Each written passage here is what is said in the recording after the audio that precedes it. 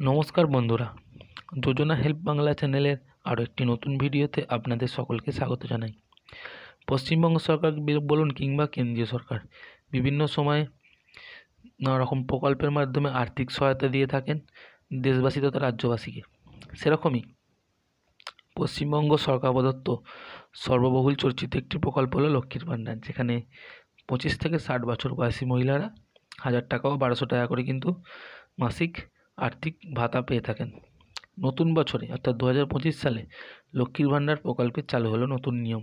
এই নিয়ম না মানলে আপনি যদিও আগে পেয়ে থাকেন লক্ষ্মীর ভাণ্ডার, কিন্তু বর্তমানে পাবেন না টাকা।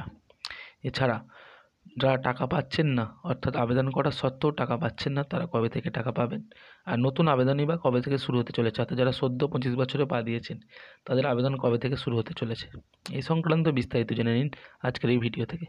তাই ভিডিওটি স্কিপ না করে প্রথম থেকে শেষ পর্যন্ত দেখুন, আর চ্যানেল নতুন হলে অবশ্যই চ্যানেলটিকে সাবস্ক্রাইব করে নেবেন।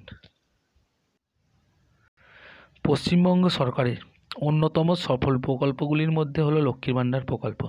এই প্রকল্পের অধীনে মহিলাদের প্রতি মাসে আর্থিক সহায়তা প্রদান করা হয়, যা বিশেষত গৃহবধূদের জন্য খুবই গুরুত্বপূর্ণ। তবে নতুন বছরের শুরু থেকেই এই প্রকল্পে একাধিক নতুন নিয়ম কার্যকর করা হয়েছে। এই পরিবর্তনের ফলে হাজার হাজার মহিলাদের অ্যাকাউন্ট বাতিল করা হয়েছে। তো কাদের অ্যাকাউন্ট বাতিল করা হয়েছে বা কারা টাকা পাবেন না বা কারাই বা টাকা পাবেন, তো চলুন জেনে নিই বিস্তারিত। নতুন শর্ত অনুযায়ী লক্ষ্মী ভাণ্ডার প্রকল্পের সুবিধা পেতে হলে মহিলাদের বেশ কিছু যোগ্যতা পূরণ করতে হবে, যেমন বয়স সীমা। এই প্রকল্পের সুবিধা পেতে হলে মহিলাদের বয়স 25 থেকে 60 বছরের মধ্যে হতে হবে। 25 বছরে কম বা 60 বছরের বয়সে বেশি হলেও হবে না। এছাড়া ব্যক্তিগত ব্যাঙ্ক অ্যাকাউন্ট, মহিলাদের একক অ্যাকাউন্ট থাকা বাধ্যতামূলক। যদি জয়েন্ট অ্যাকাউন্ট থাকে তাহলে কিন্তু এই প্রকল্পের সুবিধা পাওয়া যাবে না। অনেকের ক্ষেত্রেই জয়েন্ট অ্যাকাউন্ট দেখতে পাওয়া যায়। অতএব যদি আপনার জয়েন্ট অ্যাকাউন্ট থাকে তাহলে অবশ্যই কিন্তু সেটি নিজের নামে অর্থাৎ সিঙ্গেল অ্যাকাউন্টে পরিণত করুন, বা যারা নতুন করে আবেদন করার জন্য অ্যাকাউন্ট খুলতে যাচ্ছেন তারা অবশ্যই কিন্তু সিঙ্গেল অ্যাকাউন্ট খুলবেন। এছাড়া কেওয়াইসি বাধ্যতামূলক। ব্যাংকের অ্যাকাউন্টের সঙ্গে কেওয়াইসি অবশ্যই করে রাখতে হবে। কেওয়াইসি আপডেট না থাকলে কিন্তু এই প্রকল্পের টাকা ঢুকবে না। এছাড়া রয়েছে অন্যান্য সরকারি ভাতা গ্রহণকারীদের অযোগ্যতা, অর্থাৎ যদি আপনি ইতিমধ্যেই সরকারের অন্য কোনো প্রকল্পে আর্থিক সহায়তা পান তবে কিন্তু লক্ষ্মীর ভাণ্ডার প্রকল্পের সুবিধা আপনি কিন্তু পাবেন না। এছাড়া জাতিগত শংসাপত্র, তপশিলি জাতি, তপশিলি উপজাতি সম্প্রদায়ের মহিলাদের ক্ষেত্রে জাতিগত শংসাপত্র জমা দিতে হবে, নাহলে কিন্তু এই প্রকল্পের সুবিধা পাওয়া যাবে না। অ্যাকাউন্ট বাতিলের কারণ, লক্ষ্মী ভাণ্ডারে এই শর্তগুলি না পূরণ করায় বহু মহিলার অ্যাকাউন্ট কিন্তু বাতিল হয়ে গেছে। সরকারি নির্দেশিকা অনুযায়ী নিয়মের বাইরে থাকা অ্যাকাউন্টগুলোকে স্বয়ংক্রিয়ভাবে বাতিল করে দেওয়া হচ্ছে। নতুন নিয়ম চালুর উদ্দেশ্য, সরকার এই নতুন নিয়ম চালু করে লক্ষ্মীর ভাণ্ডার প্রকল্পে স্বচ্ছতা আনতে চাইছে।